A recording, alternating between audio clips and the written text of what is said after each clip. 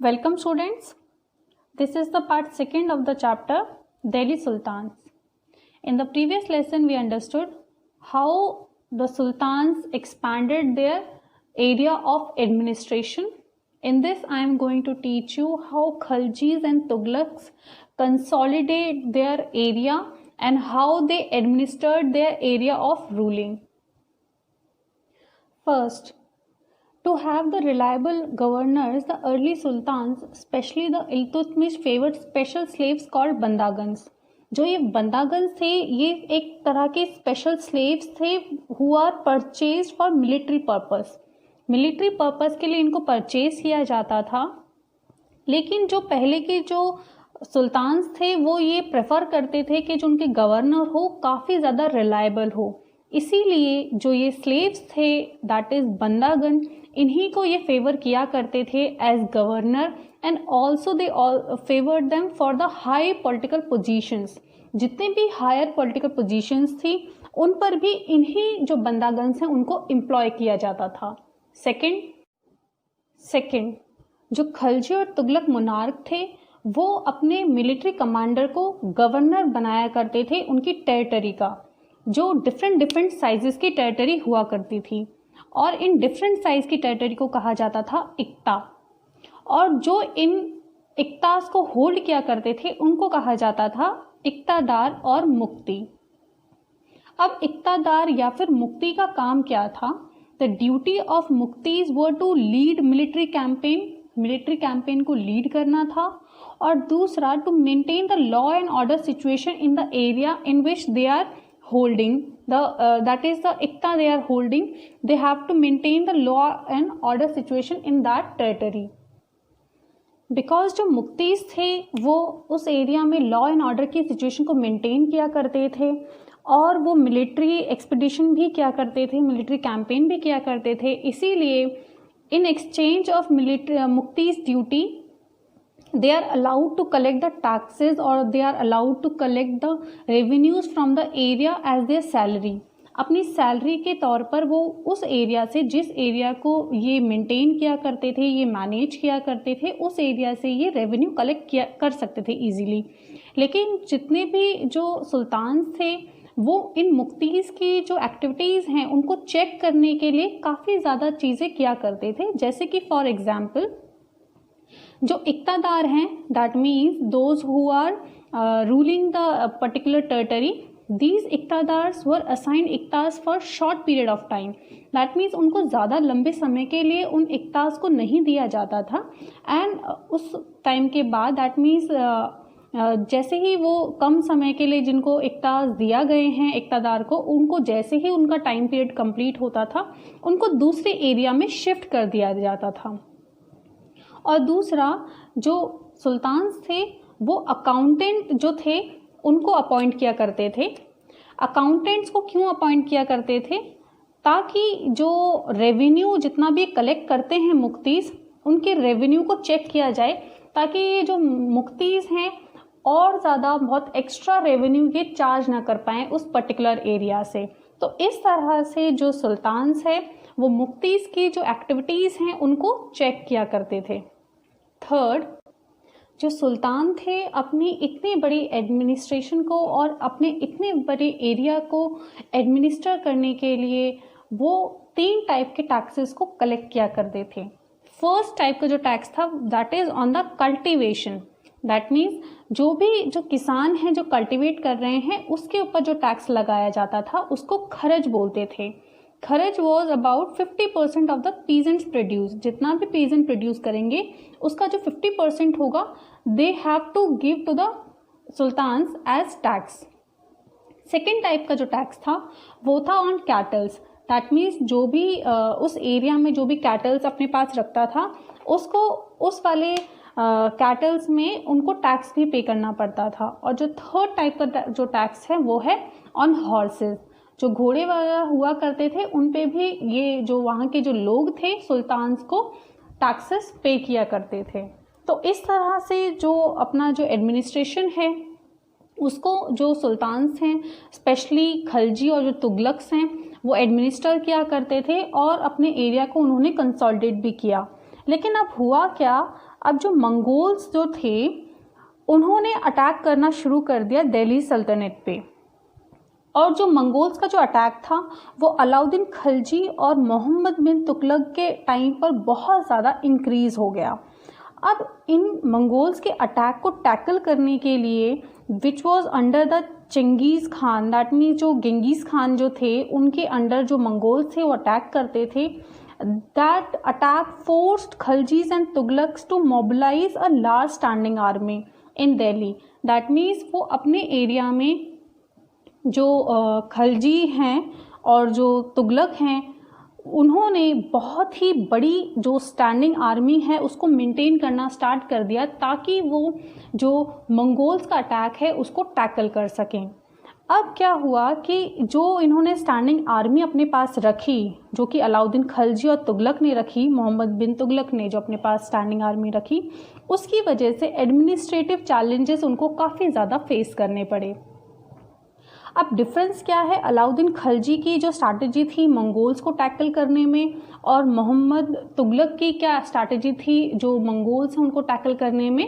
Our next topic is the difference between the tackling or the strategy between the Alauddin Khilji and Muhammad bin Tughlaq to tackle the problem of Mongols attack. पहले हम पढ़ेंगे अलाउद्दीन खिलजी के बारे में। अलाउद्दीन खिलजी के time पे जो दिल्ली में जो अटैक किया गया था मंगोल्स के द्वारा वो 2 बार किया गया था। तो as a defensive measure Alauddin Khilji ने क्या किया, he raised a standing army. उन्होंने एक स्टैंडिंग आर्मी को अपने पास मेंटेन करना शुरू कर दिया। अब जो स्टैंडिंग आर्मी इन्होंने मेंटेन करी, इसके लिए इन्होंने नए जो गैरिसन टाउन्स हैं वो उन्होंने कंस्ट्रक्ट करना शुरू किया। So he constructed new garrison towns.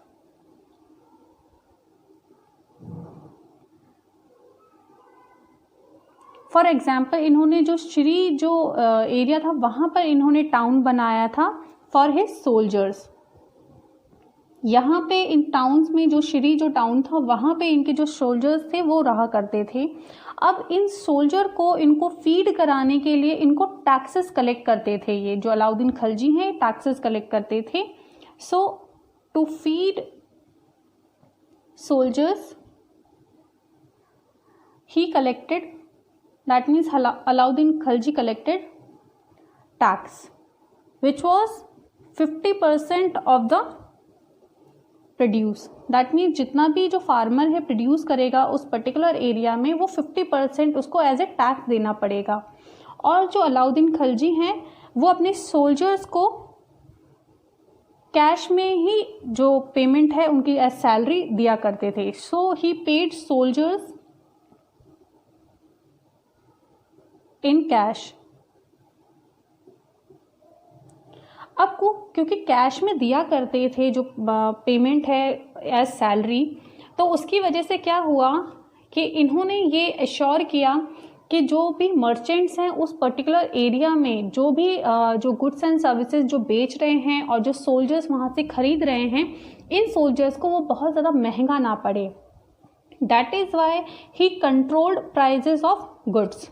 तो इन्होंने क्या किया, जो अलाउद्दीन खिलजी हैं इन्होंने उस पर्टिकुलर एरिया में जो गुड्स के जो प्राइजेस हैं उनको इन्होंने कंट्रोल किया। And he maintain supply of goods, जो सप्लाई ऑफ गुड्स हैं उसको भी इन्होंने मेंटेन किया ताकि जो सोल्जर्स हैं उनको बिल्कुल भी प्रॉब्लम ना आए। अलाउद्दीन जो खिलजी का जो एडमिनिस्ट्रेशन था उसकी काफ़ी ज़्यादा तारीफ हुई थी क्योंकि इन्होंने अपने एरिया को बहुत ही अच्छे से मेंटेन किया था और इनके जो सोल्जर्स हैं उनको बिल्कुल भी प्रॉब्लम नहीं आई थी। नेक्स्ट जो है वो जो मंगोल्स का जो अटैक था वो मोहम्मद तुगलक के टाइम पे भी बहुत ज़्यादा हुआ था। अब जो मोहम्मद तुगलक है उन्होंने कैसे इस प्रॉब्लम को टैकल किया, ये हमारा नेक्स्ट टॉपिक है। मंगोल्स के अटैक को टैकल करने के लिए मोहम्मद तुगलक ने भी स्टैंडिंग आर्मी को रेज किया और इन्होंने ये प्लान किया कि ये मंगोल्स के ऊपर अटैक करेंगे। इसके लिए स्टैंडिंग आर्मी को इन्होंने रुकाने के लिए एक सिटी थी Dehli i Kuhna. Dehli i Kuhna was the capital of Muhammad Tughlaq. इन्होंने इस सिटी को खाली करवाया, जो भी रेजिडेंट यहाँ पे रह रहे थे उनको वहाँ से निकाला और जो सोल्जर्स थे वहाँ पर उनको स्टेशन किया। और इन्होंने जितने भी रेजिडेंट थे, इनकी जो कैपिटल थे, जहाँ पे भी जो लोग रहते थे, इन्होंने अपनी जो कैपिटल है उसको दौलताबाद शिफ्ट कर दिया, जिसकी वजह से जो रेजिडेंट हैं यहाँ के उनको बहुत ज़्यादा प्रॉब्लम आने लगी। अब जितनी भी आर्मी है, क्योंकि वो बहुत ही बड़ी आर्मी थी, उसको फीड करने के लिए, उनको खिलाने के लिए भी जो मोहम्मद तुगलक हैं इन्होंने भी टैक्सेस को कलेक्ट किया। And he collected taxes in the form of produce only, but to maintain large army he impose additional taxes. और एडिशनल टैक्सेस इम्पोज करने की वजह से उस एरिया में क्या हुआ था, फेमाइन की भी प्रॉब्लम आ गई थी, जिसकी वजह से एक तो एडिशनल टैक्सेस, उनको बहुत ज़्यादा टैक्सेस पे करने पड़ रहे थे उस वाले एरिया में जो लोग रह रहे थे, और फेमाइन की भी सिचुएशन आ गई थी, जिसकी वजह से वहाँ के लोगों को बहुत ज़्यादा हार्डशिप हुई।